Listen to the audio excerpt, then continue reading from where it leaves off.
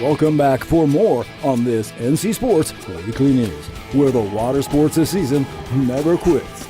In this edition, once again, anything can happen. A very tightly packed Volvo Ocean Race fleet is on approach to Auckland, New Zealand to complete Leg 4. Virtual sailing passion and big prizes. Senior Correspondent Sebastien Destremau for an exclusive chat with virtual regatta boss André. 30th edition of Surfest in Newcastle for Muniz and Brooks as the WSL Qualifiers calendar fills up the Australian summer. The Persian Gulf goes center stage with Sailing Arabia the Tour, and Sydney Gavignet dominates. Caribbean glory for Nicolas Gillet at the Tour de Martinique 2015. NC Sports, plunge into the action.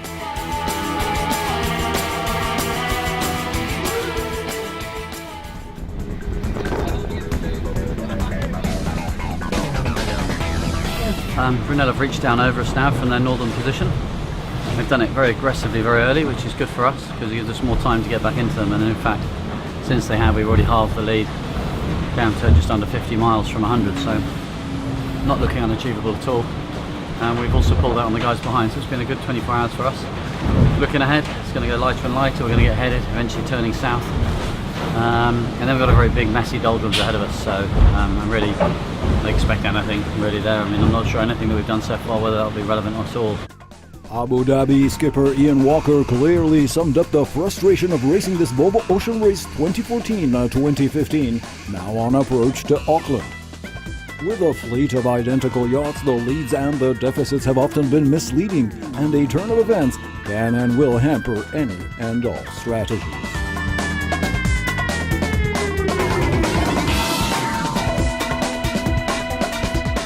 Possibly one of the tightest so far, Leg 4 from Sanya has been full of surprises. After crossing the perilous South China Seas unscathed, the mandatory waypoints north of the Philippines set the stage for a strong tactical move from Brunel and SCA, with both teams heading north rather than south in search of a better angle to the east on their descent towards New Zealand.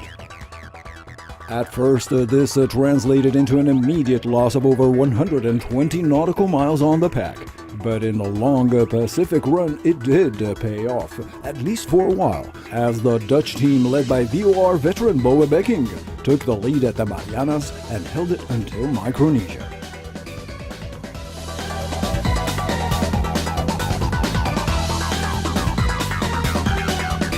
All that is now VOR history. As this edition goes to air, the fleet is again packed together and tackling the tricky passage between Fiji and New Caledonia in extremely light winds, and should reach the Kiwi port over the coming weekend. Any forecast would require a crystal ball at this point, since the leadership is continuously being reshuffled from top to bottom. All bets are on. Catch the complete report on the next NC Sports. And now here is Sebastien Destremau for an exclusive chat with virtual regatta boss André.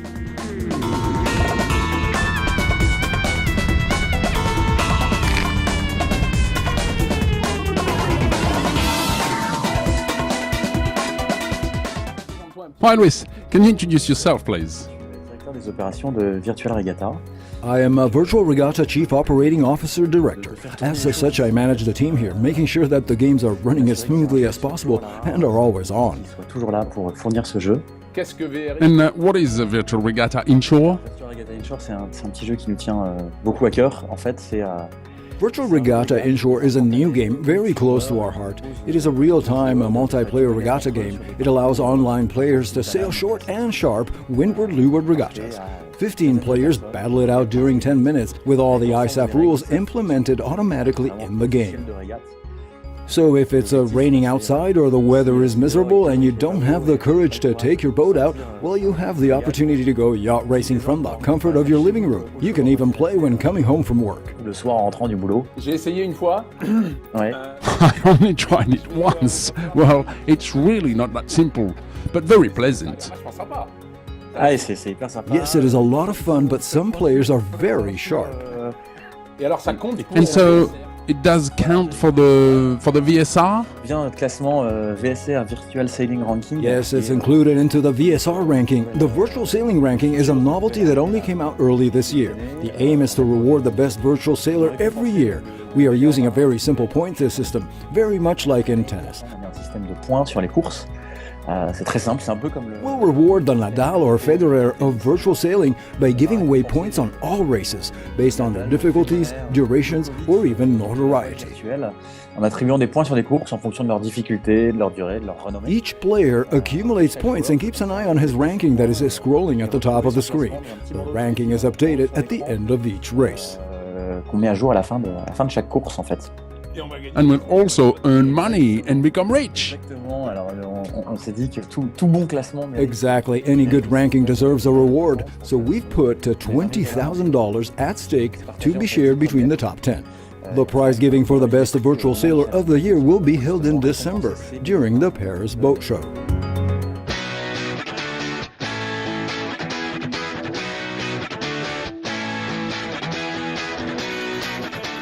Scoring a 9.73 and backing it up with an 8.67, Brazil's Alejo Muniz defeated Australian Jack Freestone to win the 30th edition of the Surfest in Newcastle, Australia.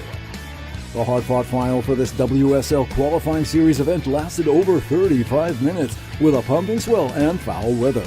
Freestone just couldn't find that magic that allowed him to beat Joel Parkinson in the semis, but still bagged valuable points to move up the ranking list. And it felt amazing, you know. I feel like I learned so much that I can go to these heats and be really patient and know what I'm doing. It's a special moment for me because 2 years ago I came here, got second against Sparco, and before my final I wrote this to my friend. He was a really good surfer from Brazil, Ricardo, and he passed away 1 month ago. And I just wanted to dedicate to him, and today's my birthday too, so it's a really good day.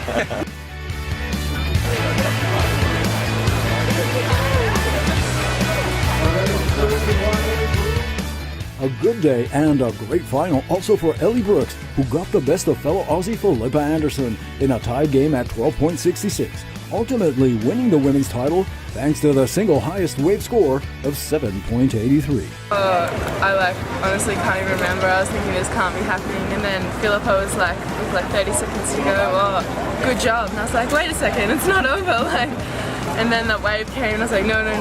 But yeah, it all panned out well.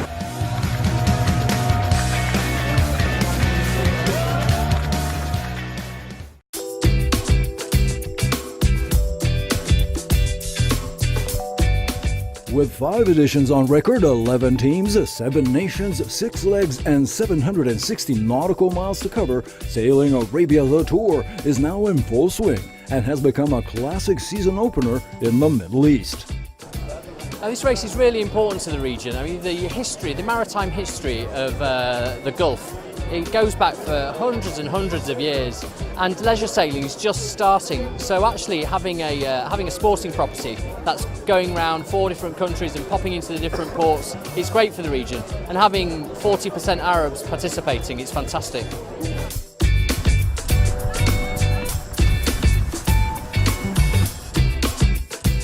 By connecting Muscat to Sohar in Oman, then rounding the Musandam Peninsula to the UAE and Qatar, before finishing in Bahrain, Sailing Arabia the Tour offers a superb racing experience for the seasoned veterans as well as for the most tenacious of amateurs.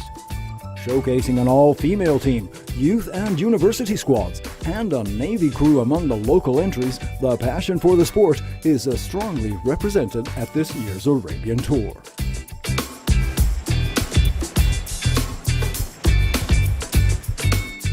Favorite EFG Bank Monaco is currently leading the race with near-perfect scores, having won all the import races and 3 of the 4 legs completed so far. This is no surprise, since this year French skipper Sydney Gavignet arrived with a superstar crew that included Damien Foxall, Alex Peya, and Fabien Delay. On their path, however, are Nick Maloney on the new GAC Dongfeng race team from China, the Dutch on TU Delft skippered by Wouter Sonnema, and Team Averda captained by Marcel Herrera. Stay tuned for full results on the next NC Sports edition.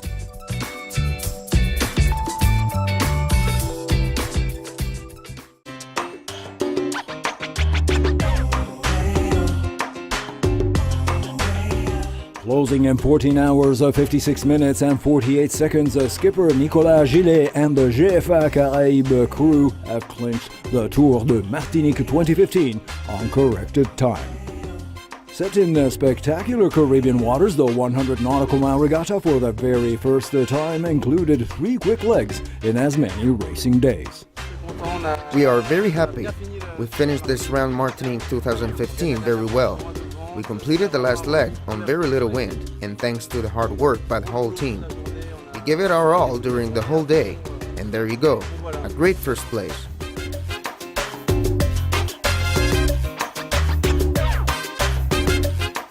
A fleet of 30 yachts in the cruising, racing, Melges, Surprise, and multi-hull classes took on the challenge as strong winds kicked off this round the island classic that traces its roots back to the 1950s.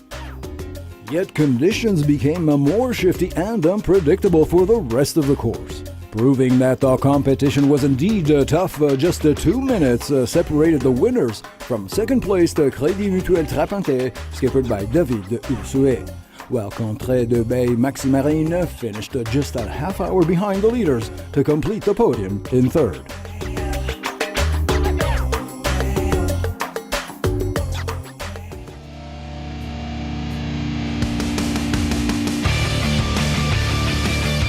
Plenty happening on the Blue Planet, and more is coming your way this Saturday at 5 p.m. for the weekly premiere of the NC Sports Buzz, with extended and unfiltered coverage of the recent King of the Year in Cape Town, and the huge victory of British kiteboarder Aaron Hadwell, only on Nautical Channel.